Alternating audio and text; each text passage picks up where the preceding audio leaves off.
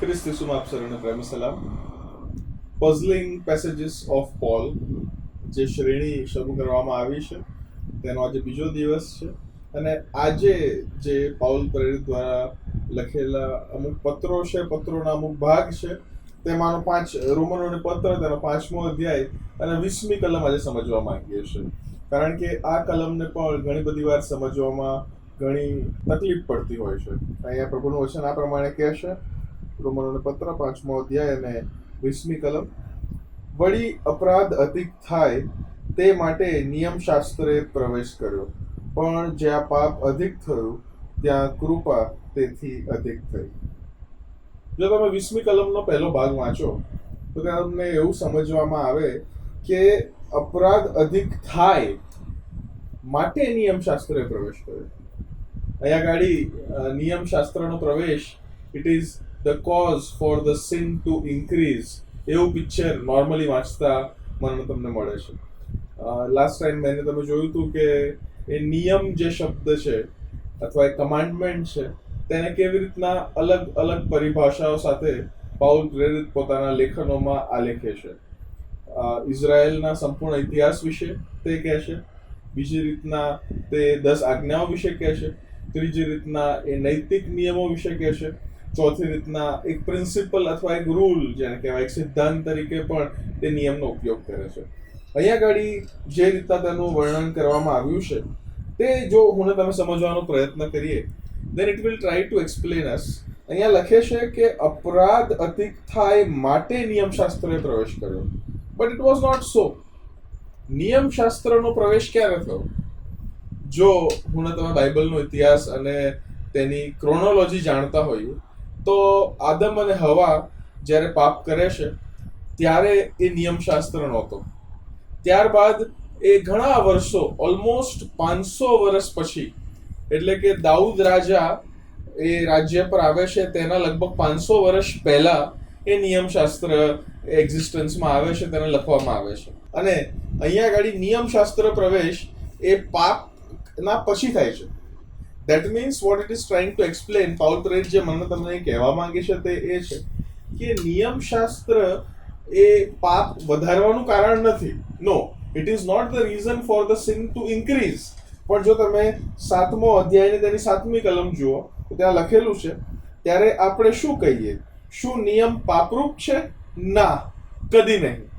પરંતુ નિયમ વગર મેં પાપ જાણ્યું ન હોત, કેમ કે જો નિયમશાસ્ત્રે કહ્યું ન હોત કે લોભ ન રાખ, તો મેં લોભ જાણ્યો ન હોત.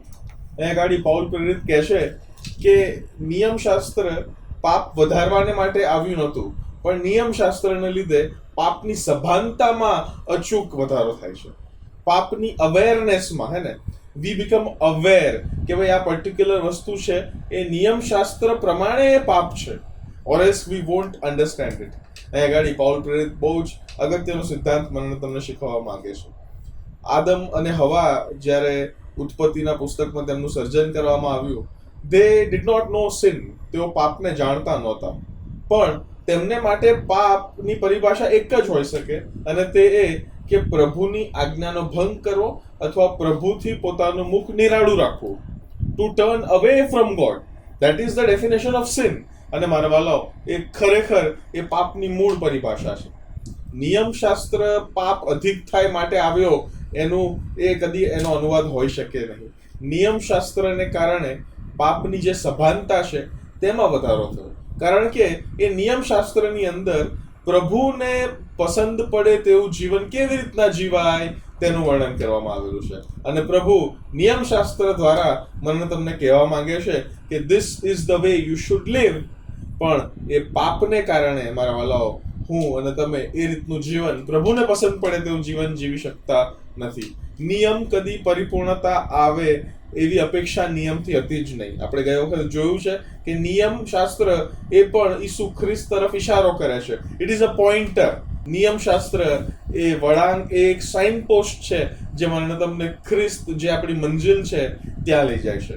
It is pointing towards Jesus Christ. મારા વાલાઓ, નિયમશાસ્ત્ર પાપ અધિક થાય માટે નહીં, પણ નિયમશાસ્ત્રને કારણે પાપની સભાનતા અધિક થાય છે. કારણ કે પાઉલ પ્રેરિત પોતે જ એ 7મા અધ્યાયની આગળની કલમોમાં તે લખે છે કે નિયમ પવિત્ર છે.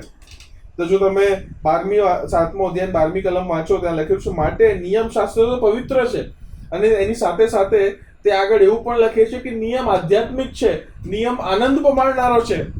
He is not against the law. Paul પ્રેરિત એ નિયમ શાસ્ત્રની અગેન્સ્ટ કદી હતો જ નહીં. જો તમે ગલાતીઓને પત્ર તેનો 3 અધ્યાય અને 19મી કલમ વાંચો, ત્યાં પ્રભુનું વચન આ પ્રમાણે કહે છે, તો નિયમ શા કામનો છે? જે સંતાનને વચન આપવામાં આવ્યું છે તે આવે ત્યાં સુધી તે નિયમ ઉલ્લંઘનોને લીધે આપવામાં આવ્યો હતો. એ કોણ આવે ત્યાં સુધી? It is very clearly mention કે જે સંતાનને વચન આપવામાં આવ્યું છે તે આવે ત્યાં સુધી. હવે આ વચન સૌથી પ્રથમ ક્યાં આપવામાં આવ્યું હતું? તમે ઉત્પત્તિનું પુસ્તક 3 અધ્યાય 15મી કલમ વાંચો તો દેટ ઇઝ ધ પ્રોટો યુવાંગેલિયોન, એટલે કે પ્રથમ સુવાર્તા. અને પ્રથમ સુવાર્તા ઈશ્વર પિતા એ ઉત્પત્તિ 3 અને 15માં જ આપી દેશે કે the seed of the woman will crush the head of the serpent. એ સર્પનું માથું છૂંદશે. મારા વાલાઓ, પ્રભુનું વચન બહુ સ્પષ્ટ છે. પ્રભુનું વચન જો સમજવા માંગીએ, ઇટ ઇઝ વેરી ક્લિયર. એ મને તમને કહેવા માંગે છે કે સર્પનું માથું છૂંદાય માટે એક પુત્ર આવશે, અને એ પુત્ર સુધી, એ પુત્ર એ સંતાનના આવવા સુધી નિયમશાસ્ત્ર is going to point out that this is wrong, this is right, this is the way you should live, this is the way you should not live, this is what you should do, this is what you should not do. અહીંયા ગાડી નિયમ એ પાપની awareness લાવે છે, સભાનતા લાવે છે કે તું આ જે કરી રહ્યો છે ખોટું છે નિયમ અનુસાર. પછી આગળ એ જ કલમમાં, એટલે 5મા અધ્યાયની 20મી જ કલમમાં આગળ એવું પણ લખેલું છે, પણ જ્યાં પાપ અધિક થયું ત્યાં કૃપા તેથી અધિક થઈ. જ્યારે આ વચન વાંચીએ ને, it looks like a license to sin. Where sin increased, the grace abounded much more. એવો શબ્દ ત્યાં આગળ લખવામાં આવેલો છે. The grace abounded much more. Grace super abounded, બીજા શબ્દોમાં. મારા વાલાઓ, પ્રભુની જે કૃપા છે ને, there is a time period for that grace. અને એ કૃપાનો સમય તે છે કે પ્રભુ ઈસુ ખ્રિસ્તનું પહેલું જે આકાશ ગમન થાય છે, ત્યારબાદ બીજું જે આગમન થનાર છે, ધ સેકન્ડ કમિંગ, એટલે કે ફર્સ્ટ એસેન્શન થી લઈને સેકન્ડ કમિંગ, એ બંને વચ્ચેનો જે સમય જ્યાંથી હું તમે મંડળી તરીકે ગુજરી રહ્યા છે, એ મારા વાલાઓ એ કૃપાનો સમય છે. It is the time of the grace of God. અને એ પાપની સામે મને તમને કૃપા ત્યારે જ આ પર્ટિક્યુલર ટાઈમની અંદર જ મળવાની છે.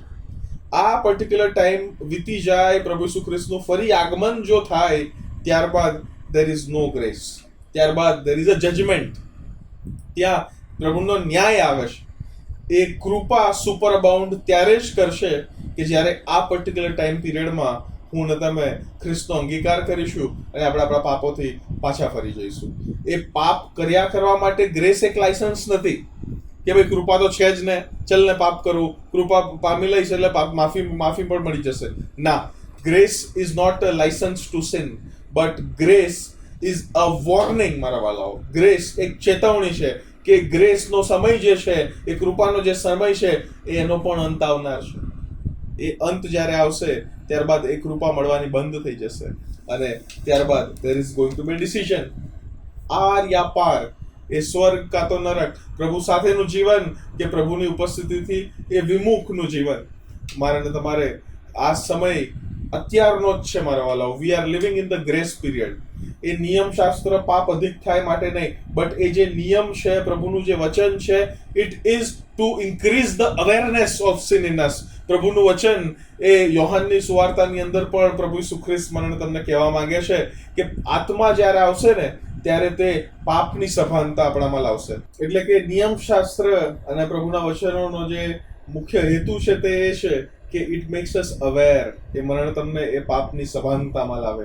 અને પાપની સભાનતામાં જ્યારે હું તમે આવીએ છે, that is also a sign post. એ પણ મારે તમારા માટે એક પોઈન્ટર છે કે હવે સભાનતામાં આવ્યા છો. ઉડાવ દીકરાનો તમે દ્રષ્ટાંત યાદ રાખો. ઉડાવ દીકરાને જ્યારે મનમાં એ સભાનતા આવી, એ સભાનતા આવ્યા બાદ he immediately gets up from that field where he was feeding the pigs, અને ત્યાંથી પોતાના બાપના ઘર તરફ પાછો જાય છે. મારા વાલાઓ, જ્યારે નિયમશાસ્ત્ર અને પ્રભુના વચનો થકી આપણને પાપની સભાનતા મળે છે ને, then that awareness is not enough. A awareness બાદ એ કૃપામાં આવવાનો સમય છે, અને એ કૃપાનો સમય લિમિટેડ છે. મારા વાલાઓ, જો હજી પણ એ કૃપાનો અનુભવ નથી કર્યો, જો હજી પણ એ કૃપાથી વિમુખ રહ્યા છે, જો હજી પણ પ્રભુની ઉપસ્થિતિ દૂર ભાગ્યા છે, let us turn back to God, let us turn back to God. અને આવો આપણે તેમની કૃપા જે સુપર બાઉન્ડ રહેશે તેનો અનુભવ કરીએ, અને તેમના પ્રેમમાં આપણે જીવન જીવવાનો યત્ન કરીએ. નિયમશાસ્ત્ર એ પાપની સભાનતા આણે છે, ન કે પાપને વધારે છે. પ્રભુ આપ સર્વને આશીષ આપો. આમેન.